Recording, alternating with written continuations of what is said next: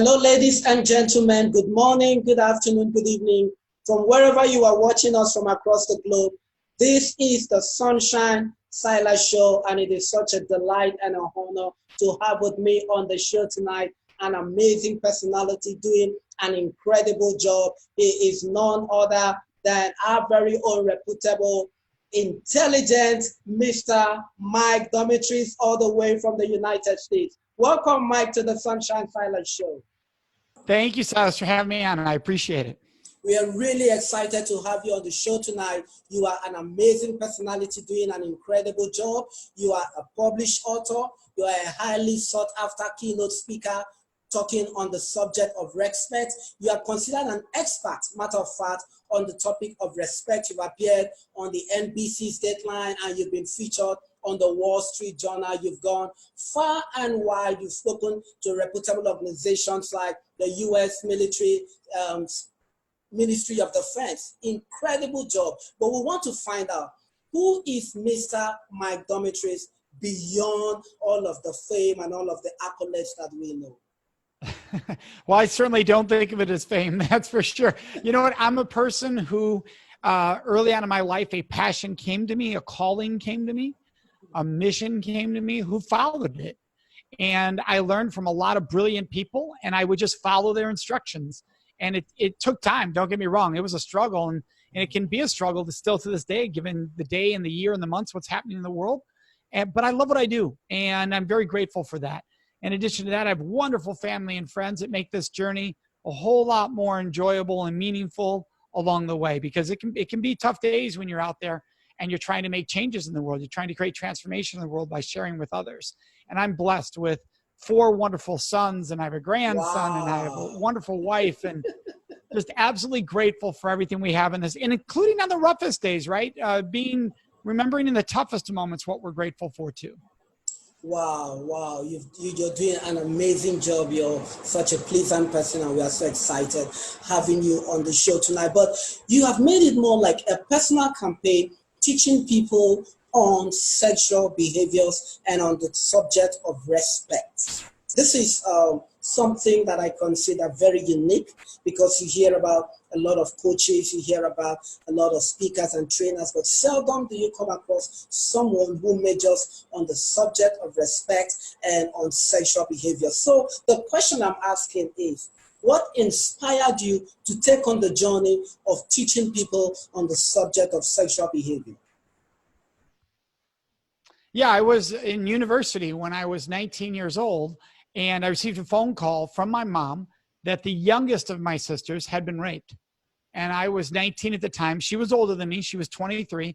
I couldn't believe what I was hearing. I was dumbfounded. I was confused. I was angry. I was lost. And soon after, months later, I would hear a speaker. And I thought, wait a second, I can do something about this. I can use my voice. And that's where it began. I was 21 when I first started speaking. And I began as a really angry, pissed off brother, and realized, you know what, that anger isn't making a difference in the world. Like it can be impactful, but it's not making the level of change I want to make. And what I realized was I need to be interactive. I need to be engaging. Instead of being focused on what not to do, that anger, focus on what people can do to make a difference. Find the positive and draw that out. And that's where the work all really began.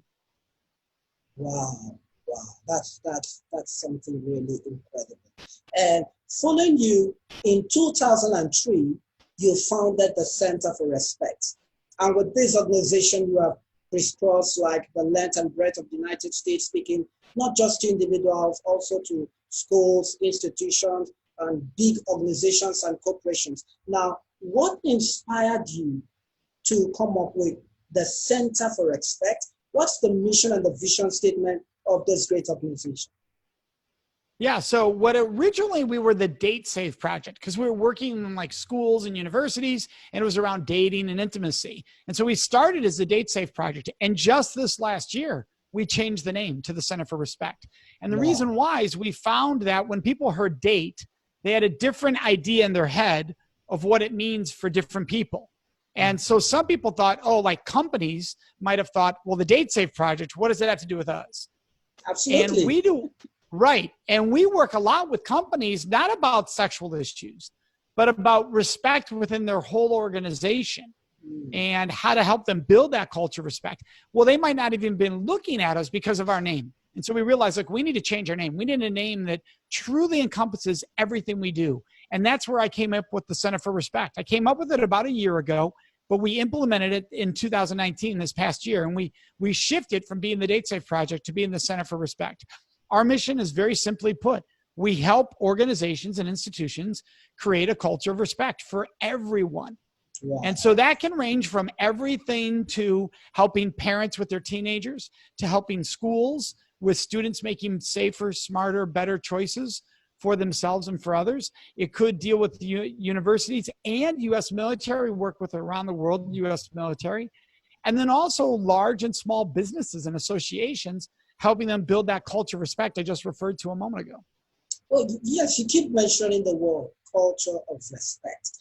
What exactly do you mean when you say a culture of respect? Because a lot of people might be new to this whole concept, especially culture of respect with regards to an organizational structure. Can you please explain to us what exactly is a culture of respect? And how does a culture of respect impact the effectiveness and the productivity of an individual or an organization? Absolutely. It's a great question, Silas. So what Harvard Business Review several years ago did research, they did a study, and what they looked at, what was the number one influencer that impacted employees, job productivity, well-being, their ability to be problem solvers. And they looked at every facet, and people thought it was going to be compensation, growth opportunities, but the number one answer, overwhelming, was respect. Whether someone felt respected or not. And the staggering number was that over half of employees said they did not feel respected by their leaders on a daily basis. So the number one influencer on an employee or a team member is whether they feel respected, yet we have failed to build organizations built on a foundation of respect. So that now asks the second part of your question, what does it mean, a culture of respect? And that's where what's interesting is how few people know the answer, which means we don't have one, right? Because if everybody knew the answer, we know what it is. So what I'll ask people is, well, what does disrespect look like? And they'll say words like to be ignored, to not be valued, to be interrupted, to be ignored, to be discounted. All right. What does respect look like? To be seen, to be valued every day for who I am, to be seen as a contributor, to be seen as valuable, right? And these are powerful words. And when you look at the workplace, a lot of times it is not built for those experiences. It's built for conquering and winning. And people think that to conquer, you have to run over people, right? For one person to move up the corporate ladder, they must step over other people. When in fact, that is not the way it needs to work at all. If you build a culture of respect, everyone in the organization is valued and feels valued. Everyone. So it's not just a leader going, all our people matter. No, everyone feels they matter. And everybody's voice matters. So if I'm in a meeting with the CEO and they ask me a yes or no question that they really want a yes on, can I safely say no? And a lot of companies, people feel like, well, I'm not saying no. That could cost me my job, or that could cost me down the road. That's not a culture of respect. Culture of respect means I can be honest in those moments, and I can do so, and they'll respect my voice. Wow, amazing, amazing.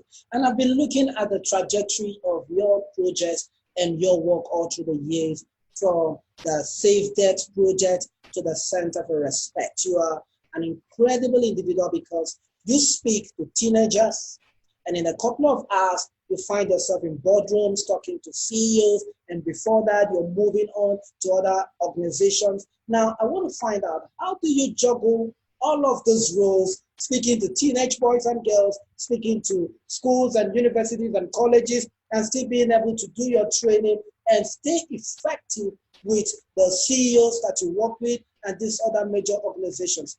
How do you wear these different hats and still stay as effective as you are? I love it, first of all. So literally in the last 2 weeks, I've had one very large corporate audience, and then a small corporate audience. I've worked at multiple universities and in high schools just in the past 2 weeks. And in a couple of days, I'll be on a military installation. I love this. Here's what I love about it, Silas. You were asking how you can be effective. Yeah. Well, if it was about me having to spill out some script, some pre-written speech I was going to do, that would be really hard to do because the script would always be changing and I'd have to remember all the words up here of the exam. Yes, it'd be a nightmare. It'd be a nightmare. That's not what I do. What I'm known for doing is coming in and engaging whatever room I'm in front of with questions. Wow. I ask the room questions. Their answers dictate where the conversation goes. So I don't have to be some magical person who memorizes all these different talks. I have to bring my expertise, my background into whatever atmosphere I'm in and adjust by the questions that I ask. And that's why I love it, because it gives me so much variety. A lot of people who speak for a living, they might give the same speech all the time. I get to give all these different audiences different discussion points to get people thinking. And what we love doing is we give them the how-to skills so that when I'm done, they walk out and go, I can't wait to try that. Now I have not only what I know needs to change, I have the mind shift, I also have the skills to do it. And that's what we really pride ourselves on. Amazing, amazing. But permit me to take you back a little bit to the Dead Self project. Now it has evolved into the Center for Respect. I want to ask, how does that fit into today's focus or culture of respect? The whole Dead Self project, can you just shed some light on that? Yeah, well, when we created the Date Safe Project, actually, our mission was focused on consent and respect. So there really was no shift in our mission when we changed from the Date Safe Project to the Center for Respect.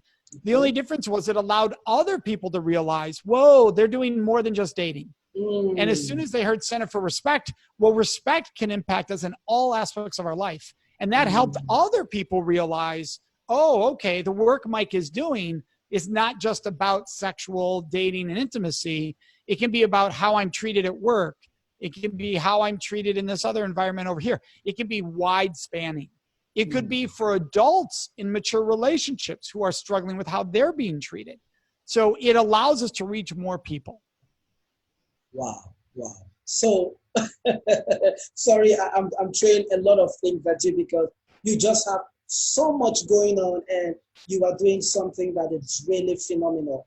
I want to pick on one of them. You had this program sometime back that really went viral. It was very, very successful. It was your 8-part series on the topic, My Kids Would Never Do That. I'm sure you remember. So, yes. Yes, My Kids Would Never Do That, an 8-part series. It went viral. It was quite effective. But for members of the audience who are getting to know you personally, I want to ask, what was the whole idea behind that series? Who was your target audience? And can you share with us some of the success stories from that series? Because I'm sure there are a lot of people in the audience who've come across the 8-part series, My Kids Would Never Do That. But now let them have a clearer picture into what that series was all about. So what that is that was actually NBC's Dateline, which is a very, very, very popular show here in the United States, Dateline NBC. Every now and then they do a special series, actually once a year, specifically targeted towards teenagers or preteens. That's called My Kid Would Never Do That. And it's based on hidden cameras where preteens or teenagers are in hidden camera situations their parents have agreed to, but the teenagers are not aware of until afterward. Now, if afterward the teenagers said, hey, I didn't want to be in that, or the parents didn't want them in that, NBC would honor that and do their best to cut them out. I asked NBC about that, and that's what the producer had told me, which was great. So then they put them in situations to see how they would react in real life party or social scenes where bad things are happening. And what does the average teenager do in that situation with hidden cameras? I was brought in for 2 reasons. I was brought in because a lot of the topics related around respect and sex, that the show that I was on. And then 2, once I was there, they actually had me in the ears of the actors so it could be realistic, so that they were using language that was real and what was actually happening. What was powerful was to see the transformation in a 1-hour TV show of these different vignettes they showed, these different scenarios. And how cool it was to hear people go, hey, I sat down and watched that with my teenager. That gave us some amazing tools for them to use from now on when they're in those situations themselves. Now, that was all done by NBC, Dateline NBC. They produced it. They did all of that. And so somebody would have to look that up. Like, we can't share that on our website because NBC owns that. What I did is I came back and I created a video series on YouTube, questions that teenagers ask. And there's 28 of those. And each video is only 1 minute to 3 minutes long. And that's on our YouTube channel. And so people can go and hear me answer specific questions that teenagers ask about sexual decision-making, dating, their friends, partying, alcohol. And I give very quick answers in 3 minutes. And that's on our YouTube channel, which is also Center for Respect. So somebody could go youtube.com/Center for Respect. Amazing, amazing, amazing. So still talking about that 8-part series, you also have an award-winning DVD, My Teen is Dating, and you're also an author of 3 amazing books, doing phenomenally. I want to ask, can you share with us some of the history behind these books and about your award-winning DVD, My Teen is Dating, for members of the audience who might be hearing that for the first time? Absolutely. So the very first book I ever wrote was May I Kiss You? It came out in 2003. And it was a how-to. Where do you come up with these amazing topics? Well, so the heart of what I was doing in this book was talking about respect and consent. And consent's all about asking before doing. So May I Kiss You is the question to ask instead of just kissing someone. Wow. So the title of the book was May I Kiss You? And that was our very first book. It was all how-to. And we were very fortunate. It got a lot of wonderful reviews and acclaim from critics. My next book was very different. It was 2 years later, in 2005. We wrote the book Voices of Courage. Now, for this book, 12 survivors came forward, 10 women, 2 men. Each, they wrote the book. I was the one who brought people together. I was the editor. But they wrote the book along with our team of editors to help them, sharing their story from before their rape to during their rape to after their rape. So very inspirational. It can be very difficult to read, but also inspirational. See the strength and the courage of these survivors. That's the book Voices of Courage. Then in 2016 and 17, we redid May I Kiss You? And we made so many changes that it was a new book. And so May I Kiss You became Can I Kiss You? And that's our latest book, is Can I Kiss You? And we really brought it up to the times of what's going on nowadays in society. Now, the DVD, you referred to the DVD, the video we have, which is Help My Teen is Dating. That's for parents. It is specifically for parents. And you don't need a teenager. Like a lot of parents that watch that have kids that are not yet teenagers. And it's still really helping parents. Because what that's doing is giving parents the exact words to use to help empower their children, equip their children to make ideally the safest choices possible. Now, there's no guarantee, but we want to give those parents as many tools as possible. And Help My Teen is Dating is a video that does that. All of them are on our website at Center for Respect. They can find all of it there. We have a little shop link. They can click on the shop or the store, and they'll find everything.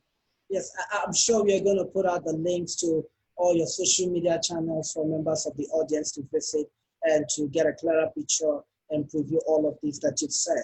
I'm also taking you up on one of the shows that you were a part of. It was highly successful, which was called Your Superior Self. And on the show, Your Superior Self, you talked about boundaries and you talked about respect. I want to ask, what really are the significance of boundaries in personal relationships and also in organizations, and how does it impact on the eventual success? Well, one, Silas, I want to give you props. You do your research, because that's the show that you had to do a little research to find. So that's very cool. I was honored to be on that show. And this is what I talk a lot about with groups, is boundaries and respect. And here's why they're critical. If we don't honor people's boundaries, then we do not understand the whole concept of respect in the first place.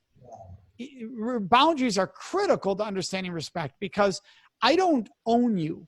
I don't have the right to make you do anything, and I don't have the right to do anything with your body you don't want done. And that's what boundaries declare. Boundaries declare, this is what I'm comfortable with right here, and I'm not comfortable with anything outside that boundary. I'm only comfortable with what's inside that boundary, and you need to honor that. So if in the workplace, I have boundaries, and it is not okay for you to breach my boundaries. In a relationship at home, it is not okay for you to breach my boundaries. What we need to do is learn each other's boundaries so we can respect them. So few people ever even have these conversations. Think about how rarely in life somebody has said, what are boundaries that are important to you, Silas? It's really rare people ever ask that question. Seldom. So That's imagine, correct.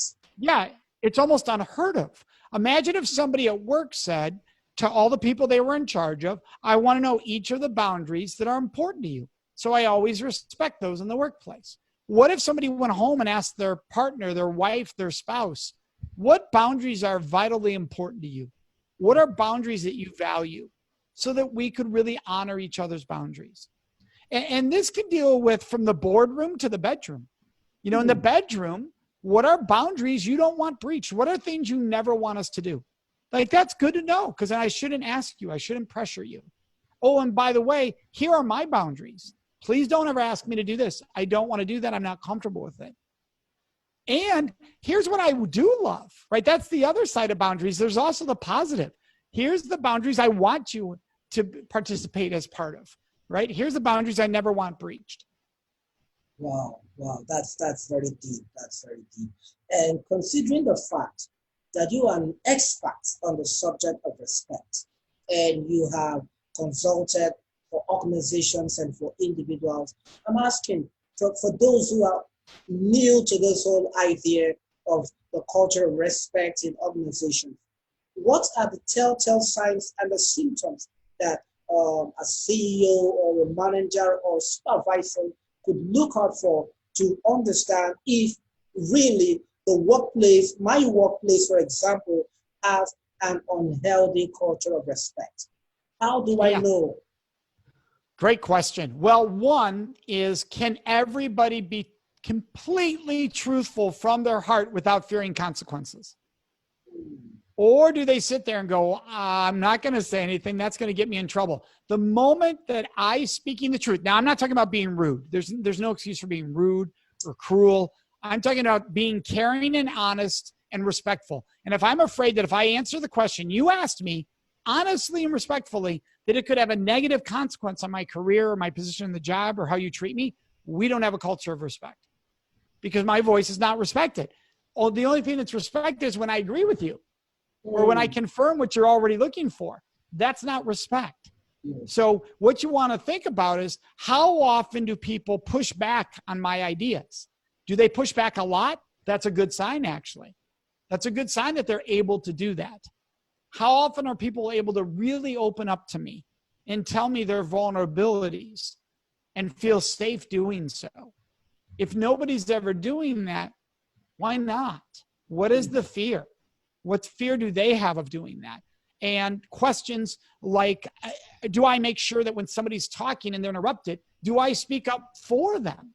Do I say, hey, Jordan, let Aaron finish? Hey, Jesse, I really want to hear what Aaron had to say there. Aaron, will you please finish? Do I stand up for everyone in the room to have an equal voice, or do I stay quiet while other people dictate the room or bulldoze what's happening in the conversation? Or do they watch me stand in value of everyone in the room so that everybody knows their voice matters? Well, I am just curious to how you're able to do this incredible job and reach out to people internationally, because for members of our audience, there might be people who might be interested in having this kind of workshops in their organization from an international perspective. So you are in America. What's the possibility of having you facilitate these workshops? If you have international flights, how do you go about it? Well, yes, if somebody wanted to bring us to their organization anywhere in the world, they would just reach out to us and we'd see what, we'd tell them what it takes to make that happen. And if they're able to make that happen, we do that. Yeah, we absolutely. A lot of my work around the world has been through the U.S. military, and all the installations we have around the world. So I've been all over the world. I've spoken on 4 continents. I've spoken at very remote locations. I'm happy to go where they would need our work, where they want our work. We love doing that. It's simply a matter of them reaching out to us and saying, hey, can you do this for me? And we would love to make that happen. That's for sure. Because literally, what I love about this work is no matter what culture you're coming from, respect is a consistency. It doesn't change based on your culture. So if somebody says, well, in our culture, respect means this, all right, then let's look at why you changed the meaning of respect to fit your culture. Why did you do that? So some people say in our culture, respect is given to a man. Well, why, if it's true respect, is it only given to certain people? What happened that was done? Because respect should be unconditional. There should be no parameters on respect. It shouldn't be, if you do this, I respect you. It shouldn't be, if you are this person, I respect you. It should be, you're a human being, therefore I give you respect. That's it. That should be the blanket. And somebody who's going to work with us is going to be somebody who says, I want that throughout my organization. I want people to be aware of their biases and their discrimination that they might not even be aware of. It might be unconscious, but I want to help them become aware so they can be more engaged and bring everybody into the conversation. They can be more inclusive. We can hear more brilliant ideas because everyone feels valued. The people who are going to bring me in are those leaders, the ones who say, I care about my people and I care about my culture. The ones who are not going to bring me in are the ones who go, well, what's the quickest thing we can do? What's the cheapest thing we can do to show we did something? Well, you're not really trying to solve a problem. You're trying to check the box to say, I did something versus I deeply care about this. Well, listening to you, Abigrisha, when you shared your experience that got you into this, I could say that your life is typical of a man who built a castle with the stones that were hauled at him. You got grapes from life and you turned it into something amazing. So for members of the audience, I want to find out on behalf of them, what inspired you to take such a traumatic experience and turn it into something that is helping people, making a positive difference in the community at large? How were you able to turn around that negative situation? Well, you know, it's interesting, Silas, because growing up, this was never my mission. I had an idea in my mind of what I was going to become, and it had nothing to do with speaking. It had nothing to do with this line of work. But when my sister was raped, my world changed dramatically. And I was in a place of pain. And then when I heard this speaker speak out about the topic, now this is back in 1990, 91, when very few people were talking about it. And I realized, wait a second, I can use my voice to do something about this. And once I started to do that, it was invigorating. I knew this is where I belonged. And that's a statement that when it comes to respect that I love, somebody says, I know I feel respected when I feel belong, where I feel like I'm at where I belong, right? It's a beautiful statement. And doing this work, I knew I was at where I belonged. And each of the steps along the way, that reinvigorates me. When I started working with companies and I did the first few events, I'm like, what just happened in that room? I knew I belonged. And that's when I knew we're doing something special here. We're doing the right work here. And that's the question I keep reminding myself. Am I doing what I'm doing? Is this where I belong? And if I know the answer is yes, I'm fired up. Now, the energy, I'm born hyper, right? I was born with the energy. So now it's a matter of how do I channel that energy to have the greatest positive impact that I can try to have in this world. And that's all of our journeys, right? In some way, how do we take the energy we've been given and funnel that and navigate it to have the biggest impact?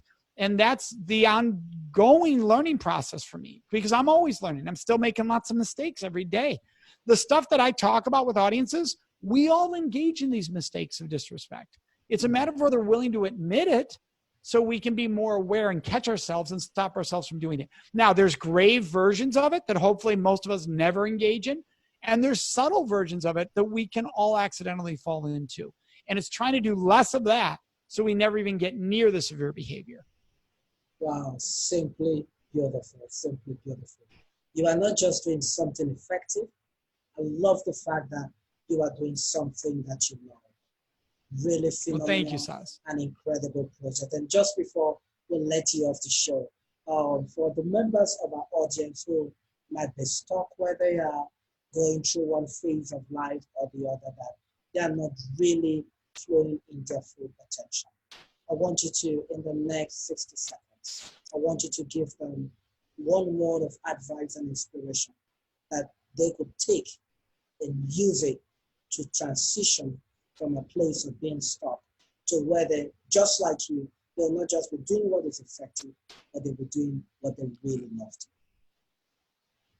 Yeah, if you want to follow your path and do what you do, my advice is to ask the right questions and respect the answers. Ask yourself the tough questions. Where do I belong? Remember that question I just asked earlier? Where do I belong?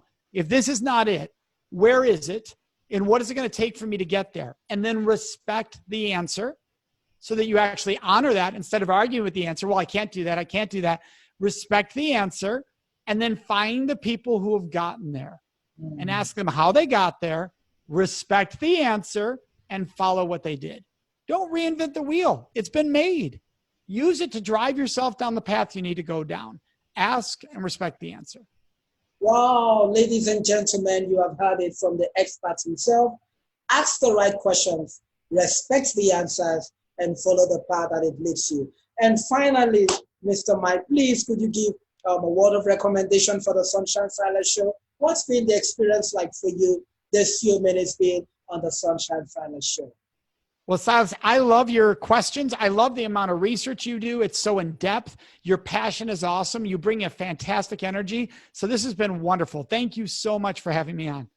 It's been such an honor and for me, a very deep privilege to have you on the Sunshine Silas Show. We are excited for all that God is using you to do across the globe, the lives that you're touching, the organizations that you're impacting. Thank you so much, amidst your very busy schedule. You made that time to honor our invitation on the Sunshine Silas Show. We'll love you. We'll celebrate you. So, ladies and gentlemen, this is how we're doing on the Sunshine Silas Show. It's been an exciting, thrilling, and definitely exhilarating experience having Dr. Mike Domitryz, Mr. Mike Domitryz, on the Sunshine Silas Show. Until we come your way again next time, please stay tuned and don't forget, stay in charge and have a super fantastic day. Thank you, Mr. Mike. We're celebrating. Thank you, Silas. Bye-bye. Bye-bye, Silas. Thank you. That was awesome. Thank you, Sean. Thank you. Absolutely.